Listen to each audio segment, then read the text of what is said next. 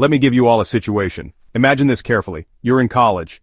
There's an high school fest going on. There are two rival colleges. Students from both are sitting near the podium. A running race is about to start. One top champion from each college steps up. The flag goes up. The race begins. Both champions start sprinting. Everyone's eyes are glued to the track, fully focused. As the race nears the final stretch, just pause for a second. There's a small twist in the screenplay now. Instead of the two runners, let's place two sperm samples. And instead of a regular racetrack, let's place an emulated female reproductive duct. You might be wondering what that means. Generally, when male sperm travels, it goes through the female reproductive system, right? Don't worry. This is something we all studied in grade 8 biology under the reproduction lesson. I won't go beyond what's in the textbook. This video is designed for everyone to watch comfortably. Sex education is very important. So, normally sperm travels through the female reproductive tract.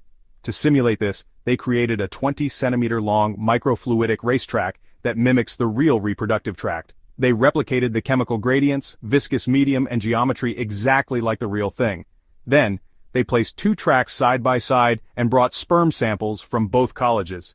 Just like the running race, a flag is raised and the sperm samples race to the finish line. Where is this happening? In Los Angeles, USA. And it's absolutely mind-blowing. Let me tell you something even crazier. There are live audiences ranging from 4,000 to 5,000 people. They cheer and clap loudly as the race happens in the 20 centimeters tube. The whole race is zoomed in and shown on giant screens. There's commentary, replays, just like a soccer match. The winning college even gets a trophy. And guess what? The entire thing is organized by 4 teenagers. They raised about $1.5 million in funding to make this race happen. And they're doing it for a very specific awareness campaign. Let's talk about that. This is a video meant for all age groups, so I'll speak with complete responsibility, without crossing any lines. Let's answer every question. When, why, and how. Because you might be wondering, what's a sperm race? Why are people watching it? Why are they clapping? How does it raise awareness? And is it true that in the future, girls might outnumber boys? Scientifically, fertility rates are dropping. When you compare X chromosomes and Y chromosomes, you'll see that Y chromosomes only carry around 50-70 genes. So does that mean boys might become extinct? We'll answer that too. There's also an opposing argument. How can you conduct such an event so casually? You're putting sperm samples on a stage. What message are you giving to society? I'll share that side of the debate as well. This show is happening in 5 days. Let's discuss what's going to happen in that show today, and from my side you'll get one video like this every day. From local to international news, I'll present everything in a concise 10-15 minute format, in simple, understandable language without any vulgarity. A lot of people are watching these videos daily and gaining knowledge. As a result, such videos are reaching more and more new people. If you're watching this channel for the first time, make sure to hit that subscribe button, so that every time I upload a video, it reaches you instantly. Done. Many of us have heard about Los Angeles, right? Hollywood is there. There's also a venue called the Palladium, an opera house-style live show theater. On April 25th, this race is going to take place there. If you want to know anything about this race, who is conducting it, what it's about, listen carefully. Let me introduce you to the 4 individuals behind this event. Eric Ju, 17 years old. He's the founder of a company called Thar Ventures, and also the co-founder of another company called Avito. He's a tech entrepreneur. He realized how important sperm mortality is. It's been declining recently. Fertility problems in men are increasing due to lifestyle, obesity, genetics, and many other reasons. In the last 50 years, sperm quality has dropped by up to 50%, yet men aren't openly talking about it. He believed that if they conducted a race like this, it would spark public discourse. When we watch a sperm race, we notice which sample moves faster or slower. If it's slower, it makes us wonder, what kind of lifestyle negligence is this person showing? That's the type of conversation he wanted to encourage. And he didn't just think about it, he approached 3 others. Nick Small, 16 years old, born in 2009. He's famous in the crypto space. He founded one of the youngest and fastest sold-out crypto startups. With his crypto knowledge, he joined the group and helped set up this foundation. There's still a lot more to talk about, but let's keep that for another video. For now, that's not the purview of this video. The third person is Shane Fang, and the fourth is Garrett. He was a former content strategist for MrBeast. Yes, the popular YouTube channel. This guy was a master at figuring out how to make anything go viral, how to make people talk about something. These 4 joined forces and started a company called Sperm Racing.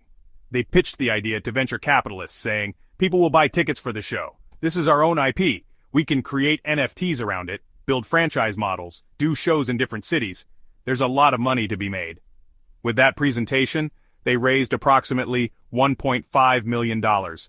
Using those funds, they launched a grand marketing campaign. As I said at the beginning of the video, they approached 2 colleges to organize this race, the University of Southern California and the University of California. Both are well-reputed colleges. They created a few rules and regulations themselves to avoid legal trouble. Rule number 1, since this is a race, the sperm samples will be taken only from professional-level athletes. No name or detail about the person, win or lose, will be disclosed. The process will remain anonymous. So, whichever college wins, the medal goes to the college, but the person whose sperm was used, he won't be named or rewarded. Point number 2, once the race is completed, the sperm will be discarded. It will not be donated or used for fertility clinics or any other purpose. Point number 3, they got clearance from bioethics committees. It's a completely safe process, so there's no need to worry. Once both colleges agreed, they identified 2 athletes from each college, probably swimmers or runners, believed to have healthy sperm. Samples were collected from them and handed over. They priced the ticket at $70. If you're a college student, you get a discount, $35. So based on this, 4,000 to 5,000 people attend the live show. I did a quick math. If the premium tickets sell out and 5,000 people attend, they can make up to $600,000. Even if only 4,000 show up, they can earn around $400,000. Now, you might ask, won't this run at a loss? The answer is simple. This isn't a one-time show. If it becomes a hit, they'll take it to multiple cities, release NFTs, maybe even stream it on platforms like Apple TV or Amazon Prime. The money will flow in. But the real question you should be asking is, how is this technically even possible? What happens inside the race scientifically? The answer is simple. Biochemically, we only need 2 things, sperm and a reproductive tract. The outcome isn't a baby, it's just to see which sperm travels the fastest. So they recreated an ecosystem that mimics the exact conditions inside a woman's reproductive tract, same textures and obstacles, making it a realistic challenge. They used chemical gradients with substances like progesterone that act as chemoattractants, just like in real life where the sperm navigates through signals in the body. To imitate the human body's environment, they created a viscous medium using hyaluronic acid and methylcellulose. These are technical terms, yes, but in simple terms, this medium mimics the real reproductive pathway. The audience, meanwhile, watches this as if it's an F1 race. Everything is zoomed in and shown on giant screens. There are twists and turns, replays. A commentator sits and gives live commentary with excitement like, "This college is winning. No wait, that college is catching up. This one overtook that." So how long does this go on, you may ask? Just like in real life, sperm travels at about 5 mm per minute. The track is 25 centimeter long, so the race lasts around 40 minutes. People bring popcorn and drinks, sit back, and enjoy the 40-minute event. This whole show is happening for a reason, so let's get into the main philosophical question. Why are they actually doing this? According to their theory, even if men have fertility problems, be it erectile dysfunction, low sperm motility, or difficulty in having children, they aren't coming out and speaking openly about it. They're feeling ashamed and suppressing it inside. They believe that by conducting races like this, 2 things will happen. First, we can identify the lifestyle problems causing a decline in things like sperm motility or fertility.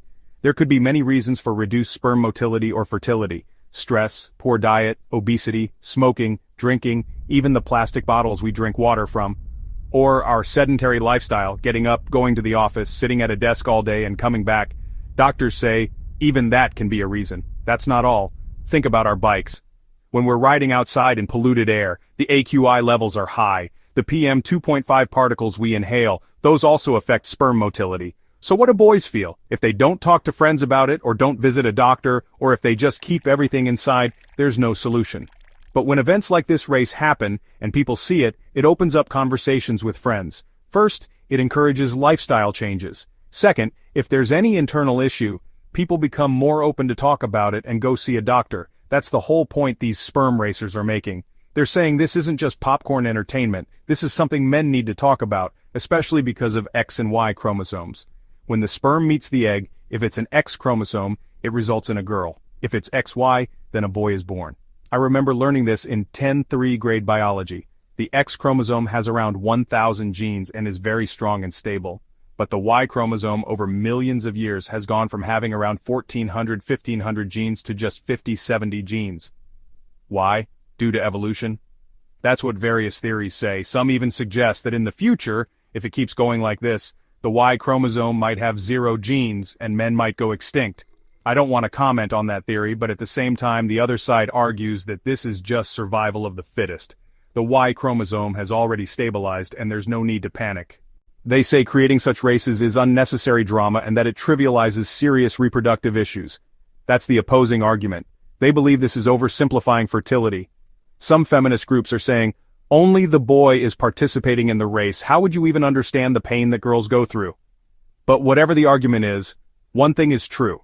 Global sperm count has dropped by 50% in the last 50 years. That's a fact. A study conducted in 2022 revealed that every year sperm count drops by 1.2%, mostly due to lifestyle factors. These people are saying that it's important to talk about this issue. So, these 4 people are suggesting, what if races like this become normalized?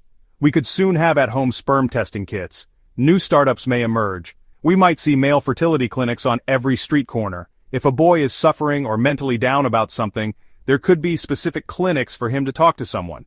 It's like gamifying biology education. This is how Gen Z learns. Unless you present it in an engaging way, they won't even attempt to understand. So anything has to be gamified. This startup is trying to do exactly that. The event held at the Palladium is a sign of that effort. They're speaking strongly in support of it. Now I want to ask you, since you've listened to this entire situation and got the context of this race, what do you think? Are such races okay? Should they be conducted? Should they even cross countries and reach India? Are we giving the wrong message to a civilized society? Are we gamifying something unnecessarily, and it's not really helping? If you want to educate people, should you do it in a serious tone? Whatever you feel, comment down below and let me know your opinion. And now, today's MCQ question. If you've done medicine or studied biology seriously, you'll definitely know this. Which structure in a sperm cell contains enzymes that help it penetrate the egg? Listen carefully. Which structure in the sperm cell contains enzymes that help it penetrate the egg? Option A, midpiece. Option B, style. Option C, acrosome. Option D, nucleus. If you know the answer, write it in the comments. If you've watched till this point in the video, it means my videos are holding your attention and you're getting some value out of them. Thank you so much for that. The watch time and retention you're giving, you are my motivation to work hard every day. Because when I create a video, every second matters. This keeps pushing me to keep grinding day and night. Thank you so much for that. You're watching my videos daily and consuming knowledge. That's helping spread awareness to many more people. And if this is your first video and you've made it this far, I'm sure my daily videos will continue to attract and engage you. To make sure my videos reach you as soon as I upload them, hit the subscribe button below. And I made another video like this. It's about dire wolves. 10,000 years ago, they roamed the earth. Using a technology called CRISPR, we almost brought back this extinct species. These dire wolves weighed up to 80 kilograms. And if we can bring them back, can we bring back dinosaurs too? I answered all those questions in one video. Very interesting. It almost feels like watching a science fiction movie. Something like Jurassic Park. That particular video, the iCard is right here. Definitely watch it. Even if the iCard doesn't show up, just scroll a bit. You'll find it easily. Make sure to watch that video. I'll see you again tomorrow. Let's all grow together. Let's rise together. Rise above ignorance, rise above arrogance, rise above hate.